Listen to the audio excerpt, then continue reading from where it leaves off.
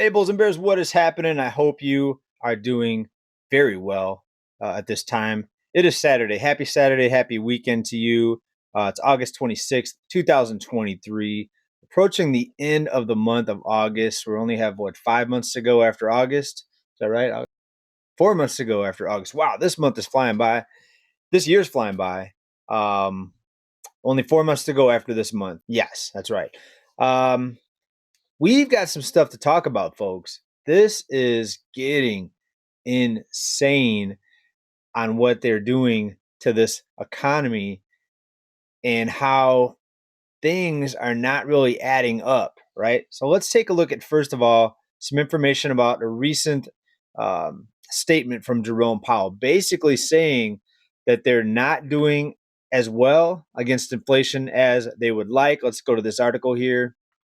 And this article right here basically sums up what he said. Fed's Powell monitoring signs U.S. economy, quote, may not be cooling as expected. So you know what that means. More rate hikes coming because they feel like they're not bringing prices down. And they're not. Look at housing. Look at vehicle prices. Still way too high, barely coming down, barely budged from these just nosebleed levels. Cost of living not coming down. So one, we have to look at the supply side, and we have to look at manufacturing and production. We're not manufacturing a lot here, and that's not changing. In fact, we're doing more outsourcing than we are building new factories and having manufacturing done here in the U.S. It's sad, but true. I wish I didn't have to come on here and report that, but that's what's happening. But here's the crazy part when it comes to the housing market. Jerome Powell saying prices are too high still. Actually, we'll get to that in a minute, what's happening in the housing market. But from Jackson Hole, Federal Reserve head Jerome Powell, quote, additional evidence of persistently above trend growth could put further progress on inflation at risk and could warrant further tightening of monetary policy, unquote. So he said above the trend growth. What he's talking about is inflation being above 2%, which is the target, which they never hit. They always miss the target because inflation is always above 2%. Unless it's a rare case where you see a crash, a flash crash. We had a flash crash in the stock market back in 2020. It recovered very quickly, and most of you remember that. The biggest recovery of all time, the biggest rise, from that drop that happened very briefly in 2020. And we all know why, because they can just, click a button and inject literally billions of dollars into the stock market. But let's talk about this. If the cost of living is persistently high or too high, as Jerome Powell said, why would you want to give out 1% mortgages? Take a look at the next or the latest mortgage lender giving out 1% mortgages. Now Zillow is doing it, folks. This is how you keep a housing bubble inflated. This is worse than FHA. FHA has typically a 3%, 3.5% rather down payment. That was always one of the kind of the blames as far as home prices going up and people buying homes that really shouldn't buy homes, people that don't have hardly any down payment. Now this is like FHA on steroids here. Zillow to offer a 1% down payment loan program. So on one hand, you've got the Fed out there saying they're trying to fight the high cost of living. They're trying to fight inflation. They want, prices to come down. And how are prices going to come down when people can borrow money to buy a home with just a 1% down payment? From this article here, CNN, for buyers facing affordability challenges getting into a home of their own, Zillow Home Loans is rolling out a new option, a 1% down payment. We told you this was going to happen. We told you they're going to find other ways to try to keep this bubble from bursting. The article continues here. Home buying is the least affordable it's been in 40 years, with mortgage rates above 7% in recent weeks and home prices rising. Yes, they actually went back up. Was it last month or the month before? Home sales have plummeted. So the solution to high home prices is make it easier for people to borrow money. You see what's going to happen here? That's going to keep this bubble inflated, much, much longer. And let's clarify here, the solution to high home prices is not giving out loans more easily. That's the problem. Actually, that's what led us to this point. I mean, just look at all the debt that's in the economy. Look at all the consumer debt, and that's one of the reasons, why prices are where they are, because people are buying things that they really don't have money to buy. They're getting money by borrowing the money. Right? It's pretty simple, but folks, this is crazy. We've got the Powell over here talking about inflation's too persistent. We need to have higher rate hikes, but at the same time, we're coming out with more and more ways to get people into homes with the Zillow program here.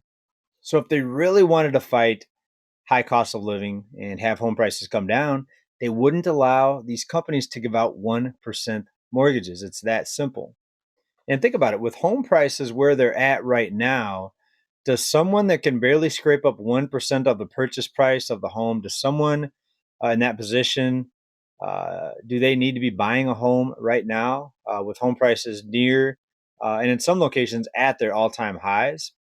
Right? This is absolutely bonkers, but we told you right here that this was going to be a slow motion collapse. They're going to find new ways to extend the bubble, extend and pretend that there wouldn't be a housing market crash. So again, we're proven right with this other program that Zillow's putting out here to try to keep this bubble inflated. Crazy, right? Yeah, crazy, but not really crazy because we've talked about this. We talked about how they're going to find new creative ways. I still think 40-year mortgages are going to be rolled out and be much more prevalent than they are right now when buyers dry up even more. Even with the 1% down payment, I don't think that's going to bring that many buyers back into the market. Um, if you need 1%, if you can only get in to a home with 1%, that's big trouble, especially with home prices where they are right now. And we haven't even seen the effects of the payments that are resuming for over 40 million students. We still have cities that haven't seen the effect of the rental moratoriums. Actually, some cities have only been off of the moratorium for a few months.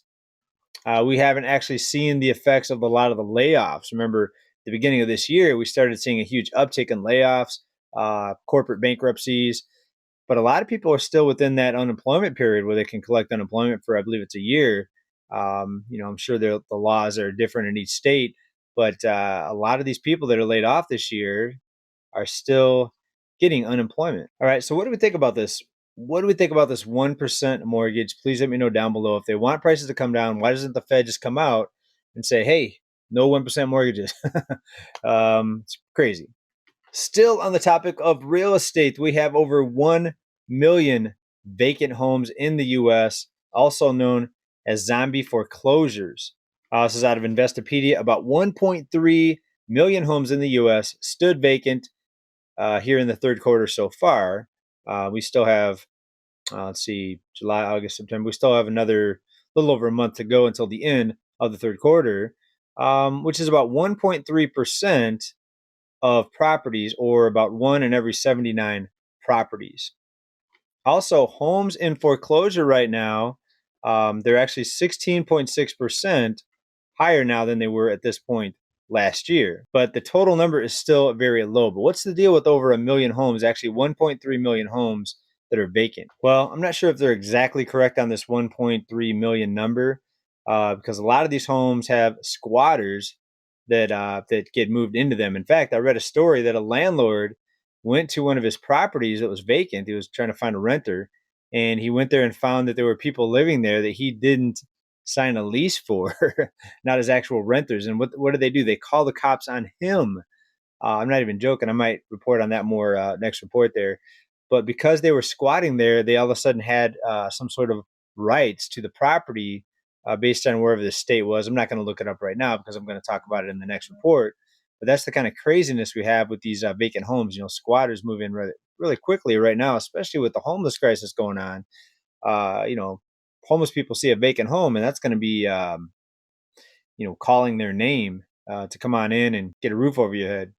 Now, this article continues here, quote, abandoned properties pose almost none of the blight threats they brought a decade ago when far more homeowners were throwing in the towel after the Great Recession in the late 2000s. And I should add to that, so far, it's not as bad as it was back then. All right, but think about what happened back then. 2008, the housing bubble, the lending stopped. The lending slowed down, and it didn't actually stop, but it definitely slowed down very drastically. Remember the crazy loans, the no document loans, the interest only loans, stated income loans, liar loans. Those were stopped almost overnight.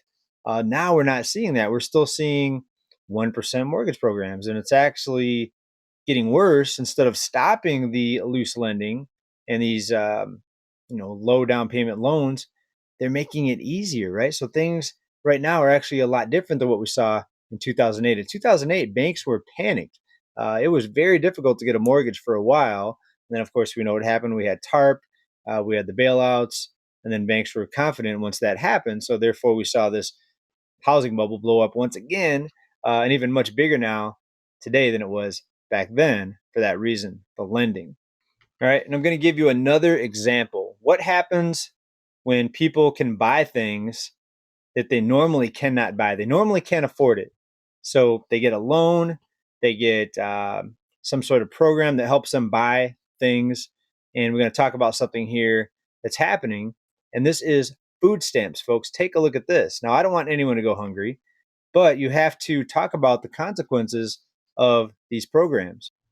Recent article here out of KATU: Federal Food Stamp Expansion Fuels Rise in Grocery Prices, study claims. Right? It's pretty simple. When people can go out and buy food, and it's free, basically, um, you're going to see prices go up because they're going to be buying a lot of food. And the more you expand this, the more the demand is going to hit the food shelves, and the prices are going to go up even higher. So in the end, they're making things worse. The people that couldn't afford food and now are going to have a harder time affording food because prices are going to go up even more. So now you're going to have more people looking to get on this program here and get assistance in buying food. So it's just going to make it worse. You see what's happening here? And it's another example of how they're not allowing deflation. They're not allowing price corrections because they're having people buy things that they really can't afford or shouldn't buy. Now, I know what some of you are going to say. You're going to say, JJ, what do you do then? Let these people starve? No, you don't let them starve. What you do is you create an environment where prices come down by not handing out, not no rescue programs, no freebies, no 1% mortgages. You guys are catching on to this, right? I think most of you, I think 99.9% of you, know exactly how this works. But I still get a few people that say, oh, that's not true. We need these programs to help people. Folks, the programs that are helping people buy things that they shouldn't be buying or that they can't afford keeps prices high. And down the road, that's just going to make the problem even worse, right? So now food's going to become even more unaffordable when the solution would be get rid of all the programs, let prices crash. And yes, it'll be painful at first. People will lose their jobs. People will have a hard time finding meals for a while. But then when prices come down, we can pick up the pieces and start again with a much more affordable cost of living for everybody. Affordable housing, affordable food, everything. Anything that you can borrow money to buy, the price would come down. Also, if you went back to sound money, gold and silver backed currency, that would send prices crashing because once you limit the money supply, you can no longer create unlimited amounts of money. Prices crash. And yes, it would be painful. You might lose your job. I might lose my job. I realize that. That's what I see in the videos and in the comments. JJ, we can't do this because people will lose their jobs. It will cause economic turmoil. Yes, it would.